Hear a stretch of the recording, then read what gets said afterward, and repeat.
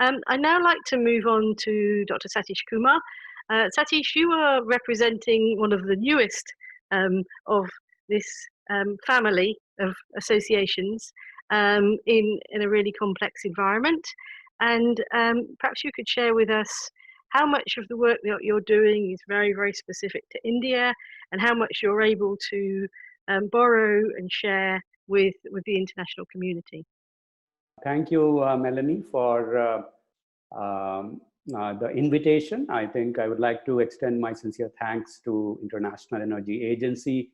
IEEE has been a beneficiary of working closely with International Agency, with the energy efficiency team under the guidance of Brian Motherway and Melanie Yu. And also we have benefited from the leadership role that many others have highlighted IEA has played in the energy sector in general, but also energy efficiency in particular. And this has again been in evidence today, I think, with the announcement of the Global Commission for Urgent Action on Energy Efficiency, which has hit all the right notes, in my opinion. And I'm confident that it is going to nudge or force countries to make energy efficiency actions on an urgent priority.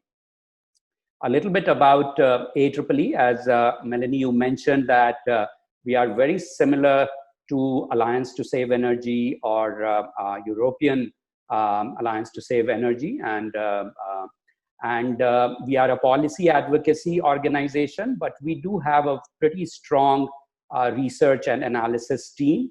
And we have been fortunate to be working very closely with the government of India and with the Indian industry over the past 11 years that we have been in existence. Some of the programs which we are really proud of that we have contributed to has been Bureau of Energy Efficiency and Niti Aayog's State Energy Efficiency Index program, where we have been a knowledge partner. We have been a leading knowledge partner in the development of India Cooling Action Plan. And that's a work that now we are taking internationally under the aegis of United Nations and helping develop national cooling action plan methodologies for other developing countries around the world. We are also very proud to be associated with Global Cooling Prize, which is a very unique program and a disruptive initiative which challenges the status quo in one of the most important appliance segments that is going to have an outsized impact on global greenhouse emissions.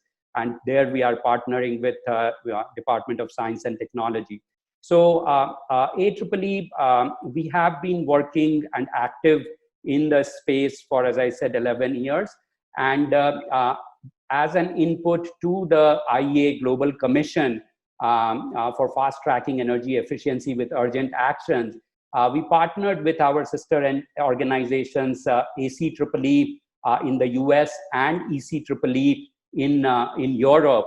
And we came out with 12 strategies after a comprehensive coverage of necessary policies to deliver efficiency around the globe. And I'm going to pick 3 of the strategies from that and just share some of the work that has been going on in India. The first one is related to building energy code, but moving to net zero energy, water, waste, and carbon buildings. And I'll come to that. The second is the cooling, which has been talked about by many other people. I will try to cover some aspects that probably has not been covered. And the third is related to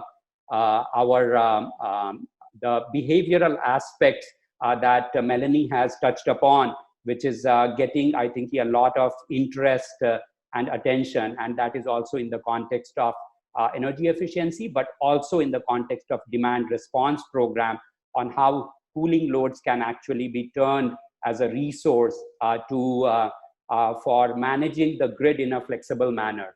So starting with something that people have alluded to about COVID.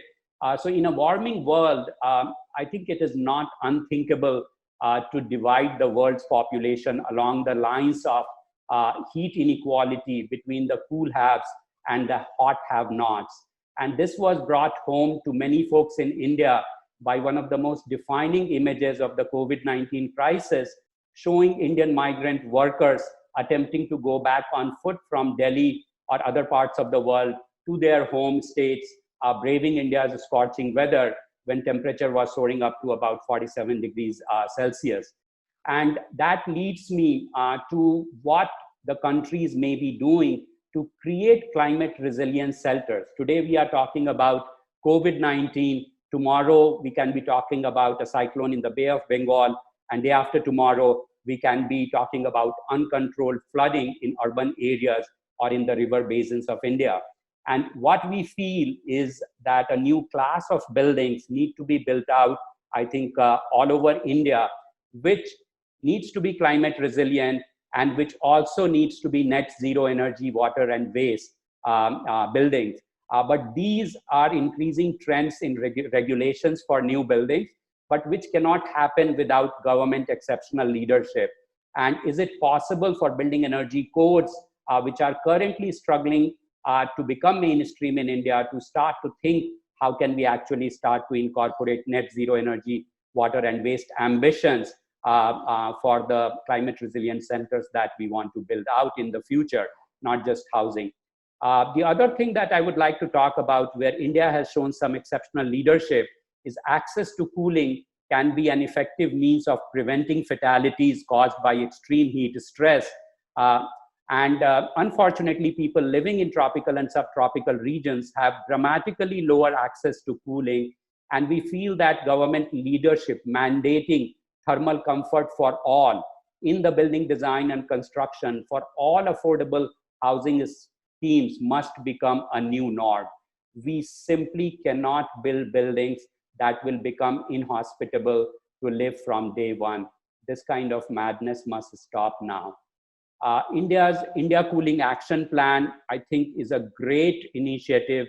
It almost, I was looking at the 10 recommendations and I saw that it touches upon all the 10 recommendations made by the Global Commission, from public sector leadership to engaging all parts of society, to creating green jobs, to leveraging behavioral insights, just to name a few. And it is setting India on a path of sustainable cooling future, and it has the potential to deliver many socio-economic benefits while leading the world by example towards climate action. India has probably issued a first behavioral science-based policy directive asking the set point temperature to be set at 24 degrees Celsius in all government buildings, but also as a guideline for all air-conditioned buildings, based on empirical studies proving that widespread prevalence of adaptive thermal comfort that not only leads to more passive cooling features to be incorporated, but can lead to cooling being accepted as a demand resource by utilities, regulators, and load dispatch centers. Global Cooling Prize, I talked briefly about. It is launched in India jointly by Department of Science and Technology, Government of India, and Rocky Mountain Institute. It set out to reduce the climate impact of room air conditioners by 5x. Think about it. We are not talking 5%, 10%, 20%, or even 50%. We are talking a 500% improvement in the climate impact of this very, very important device. Will it achieve this goal? Will the world see a technology that will be 5x more climate friendly? Will this lead to use of natural or green refrigerants being used in room air conditioners? IEEE, as an operating council member of Global Cooling Prize, I do not have answers to these questions, but I do know that Global Cooling Prize is already disrupting the market, and it will likely have a major impact on the future standards and labeling policies as countries will raise the ambition and will likely mandate eco-label that will set greenhouse gas emissions as the performance indicator.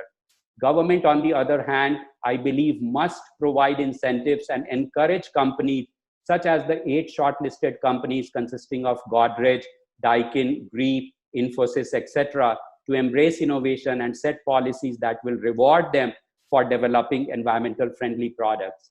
Lastly, I'm going to just briefly touch upon that why thermoregulation is so important, not just, I think, at our building level, where a 2-3 degrees Celsius can lead to hypothermia or hyperthermia with disastrous circumstances, but a 2 or 3 degrees Celsius, I think a temperature difference on our planet can make planet Earth either go back to ice age, or it can make a watery grave for most of us. So what does a 2 to 3 degrees Celsius rise in temperature do for our energy system?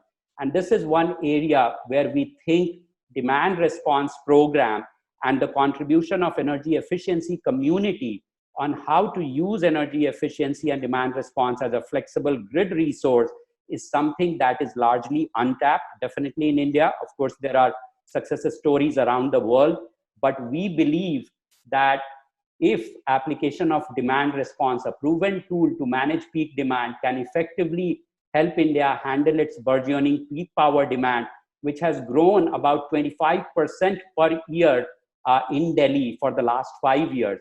The value proposition is fourfold, in my opinion: savings in the form of energy itself, avoided costs of overall grid improvements, including more thermal power generation when they can become an stranded assets in future, avoidance of costlier spot power procurement, and having more options for green balancing.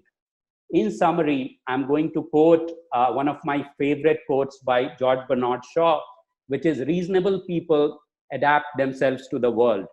Unreasonable people attempt to adapt the world to themselves. Hence, all progress, therefore, depends on unreasonable people." In that vein, I want that the entire energy efficiency community to become a little more unreasonable. Otherwise, we will end up becoming dreamers, people and organizations with good ideas, but very little actual transformative power. Thank you very much.